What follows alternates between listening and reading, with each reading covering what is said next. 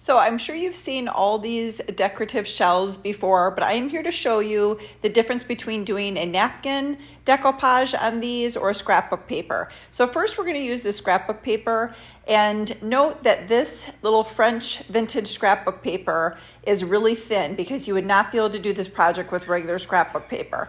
But this thinner scrapbook paper worked. It just didn't work as well as the napkin, but come see. So the first one that I tried was on the left here was this light turquoise starfish paper or napkin, and it didn't show up as well, so I did a second one, which you'll see. But this one, I did a really good coat of Mod Podge in the shell and then on the back of the scrapbook paper, and then I laid it in there, pressed it in all the grooves, and then I did another thick coat of Mod Podge, and then I just ripped off the edges. And this is pretty easy to do once you Mod Podge that top layer on. And then I'm just going to sit that to the side to dry. And then I grabbed another napkin and I just ripped off that top layer. And you're going to just be careful with this napkin because it is more delicate. Where the scrapbook paper, you can kind of press harder with the brush and you don't have to worry about it as much.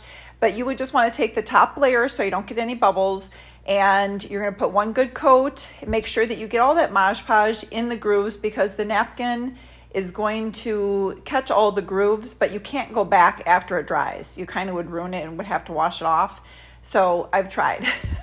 So then you're gonna lay that napkin in there and you're going to come back with the top layer of Mod Podge, but I did not put Mod Podge on the back of the napkin for this, just the scrapbook paper.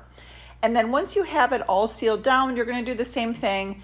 Just go all the way to the edge and then gently tear off the edges of the napkin around the shell. This worked pretty simple, and then I just put it out in the sun to dry, so it would just make the drying process a little bit quicker. And once they're dry, you can come back with a gold leaf paint. You don't want anything but, because this is a nice thicker color of gold and it's going to go on a little bit easier. And I grabbed a 1/2 inch size paintbrush. And it's a flat paintbrush because I just wanted it to make it easy to go around the edge. And this really sets it off. It makes a huge difference. And I've seen other shells done this way, but I understand why they do it. If there's a silver that you could use, silver would be pretty, but the gold just really accents the edge really nice and just cleans up any of those rough edges that may be left from the ripping of the scrapbook paper. So you can just set these. I put them in my bathroom so you could put jewelry in them. I just picked out napkins that matched, of course, and they just are so beautiful the way they turned out. And you can do this in so many different colors of napkins.